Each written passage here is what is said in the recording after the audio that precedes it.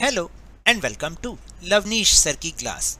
This is Directorate of Education GNCT of Delhi's worksheet number 40, and it is only for class 8 students. It has taken from the subject science and we will learn and understand and continue the chapter reproduction in animals. So students, आज की इस worksheet में भी हम पिछले lesson को continue करेंगे reproduction in animals को, लेकिन आज की इस वर्कशीट में हम समझेंगे प्रोसेस ऑफ मेटामॉर्फोसिस यानी कायांतरण, अपनी काया को बदल लेना, अपने शरीर को, अपने आकार को बदलना।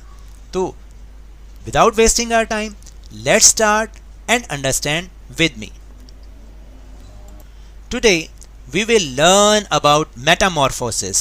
Metamorphosis. What is metamorphosis?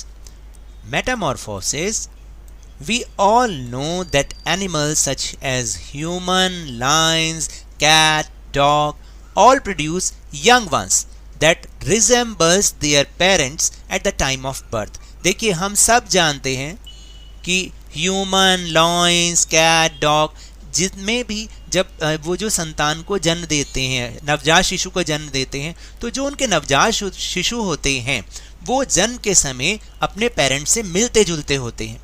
But did you know that there are few organism that produce young ones that do not resembles with their parents. लेकिन क्या आप जानते हैं कि कुछ ऑर्गेनिज्म, कुछ जीव ऐसे भी होते हैं जो कि उनके नवजात शिशु जब जन्म लेते हैं तो जन्म के समय वो अपने पेरेंट्स यानी माता पिता से मेल नहीं खाते हैं। Can you name them? क्या आप उनका नाम बता सकते हैं? Recall the life cycle of silkworm which we have already learned in class 7। तो याद कीजिए रेशम के कीड़े के बारे में, जिसको कि हम क्लास 7 में भी पढ़ चुके हैं, समझ चुके हैं। तो वो कैसे उसका लाइफ साइकिल होता है? सबसे पहले वो एग होता है। क्या वो रिजेंबल करता है बिल्कुल एक एडल्ट सिल्कवॉर्म से? नहीं। देन वो चेंज हो जाता है लार्वा या कैटरपिलर में, उसके बाद प्यूपा में चेंज होता है और उसकी सबसे आखिरी की स्टेज है एडल्ट यानी मॉथ, और वो एडल्ट बन जाता है और एक सिल्कवॉर्म बन जाता है। We see that caterpillar or pupa of silkworm look very different from the beautiful adult moth।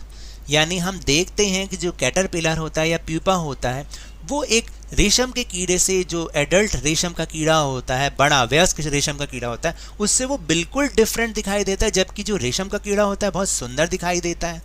The features that are present in the adults are not found in these young ones। और जो feature एक adults में होते हैं उस organism के, वो उसके यंग वंस में दिखाई नहीं देते। Frog is another such example, और मेंढक इसका एक अन्य एग्जाम्पल है।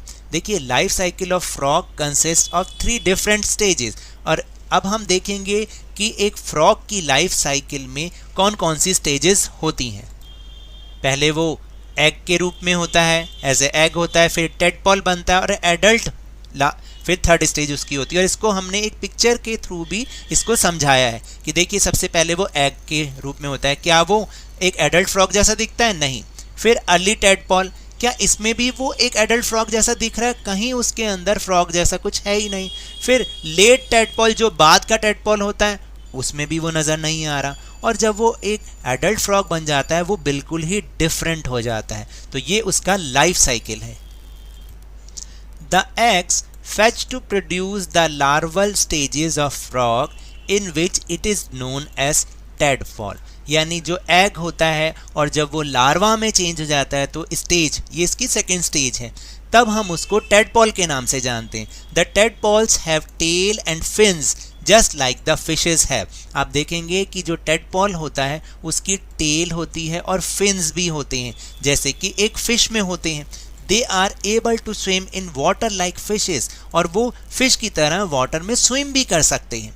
Now the tadpoles grow into an adult frog that loses tail and fins and capable of jumping and swimming। और फिर वो जो धीरे धीरे उसके फिन्स और जो टेल होती है फिश की तरह वो गायब हो जाती है और वो एक एडल्ट फ्रॉग में चेंज हो जाता है। इस तरह से अब वो उछल भी सकता है और स्विमिंग भी कर सकता है।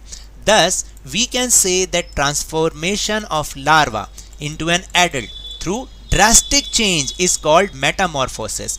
तो अब हम कह सकते हैं कि लार्वा से एडल्ट के अंदर जब ड्रास्टिक चेंज आ जाता है तो इस पूरे प्रोसेस को हम मेटामॉर्फोसिस कहते हैं।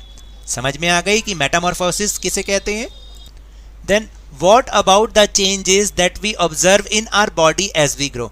क्या जब हम बड़े होते हैं तो हम अपनी बॉडी में कोई चेंज होता देखते हैं? Do you think we to undergrow metamorphosis? Certainly not. क्या आप ये सोच सकते हैं कि क्या हम भी मेटामॉर्फोसिस हमारे अंदर होता है? नहीं, निश्चित ही नहीं। In human being body parts similar to those present in the adults are present from the time of birth, so we can say that metamorphosis is not seen among human being. तो देखिए, जब मनुष्यों में एक adult में जो body parts होते हैं, जो भी उनके लक्षण होते हैं, वो सब के सब उस टाइम ऑफ बर्थ पर भी हमें नज़र आते हैं। यानी जो एक यंग वन होता है ह्यूमन बीइंग का, उसके अंदर भी वही बॉडी पार्ट्स होते हैं जो कि उसके एक एडल्ट में होते हैं। तो इसलिए हम ये कह सकते हैं कि ह्यूमन में ये मेटामॉर्फोसिस प्रोसेस नहीं होता है। So these are the topics of this worksheet. Now will move on our question answer section. So the question number 1 is define metamorphosis, give 2 examples. The transformation of the larva into an adult through drastic change is called metamorphosis. यानी larva से adult के अंदर एक drastic change के through change हो जाना metamorphosis कहलाता है। 2 examples are tadpole and silkworm. तो 2 एग्जांपल हैं टेडपॉल और silkworm. Now the question number 2, explain in short the life cycle of silkworm. तो लाइफ साइकिल ऑफ सिल्कवॉर्म कैसे, आप इसको ऐसे ही दिखाएंगे तो समझ में भी आएगा। सबसे पहले एग होता है, देन लार्वा और कैटरपिलर बन जाता है, फिर प्यूपा होता है, एंड जो फाइनल स्टेज होती है वो होती है एडल्ट या moth. Then question number 3, explain briefly the life cycle of frog. यानी आपको संक्षेप में लाइफ साइकिल ऑफ फ्रॉग को बताना है। The life cycle of a frog consist of 3 stages. पहला एग, फिर लार्वा, फिर एडल्ट, या टेडपॉल कह सकते हैं हम इसको। यहाँ पर आप लिखिएगा टेडपॉल। तो कैसे होगा? एग, लार्वा या फिर टेडपॉल भी बोलते हैं, और फिर वो एडल्ट फ्रॉग बन जाता है। एज द फ्रॉग ग्रोज, जैसे ही फ्रॉग बड़ा होता है, it moves through these stages in a process known as metamorphosis. यानी इस तरह से जैसे जैसे जो फ्रॉग है वो बड़ा होता जाता है तो उसके अंदर डिफरेंट स्टेजेस आती जाती हैं जिसको हम मेटामॉर्फोसिस कहते हैं। Then last question, question number 4, does metamorphosis occur in human beings? Explain. क्या ह्यूमन बींग्स में भी मेटामॉर्फोसिस होता है? एक्सप्लेन कीजिए। Metamorphosis does not take place in humans. यानी मेटामॉर्फोसिस प्रोसेस ह्यूमंस में नहीं होता। In human beings body parts similar to adults are present from the time of birth. यानी ह्यूमन बींग्स में जो एडल्ट्स के बॉडी पार्ट्स होते हैं वो जन्म के समय से ही प्रेजेंट होते हैं। There is no drastic and abrupt change, और इसमें कोई भी ड्रास्टिक या अब्रप्ट चेंज नहीं होता। Therefore one can say the Metamorphosis does not happen in the humans. इसलिए कोई भी ये कह सकता है, कोई भी हम ये बता सकते हैं कि मेटामॉर्फोसिस ह्यूमंस में नहीं होता है।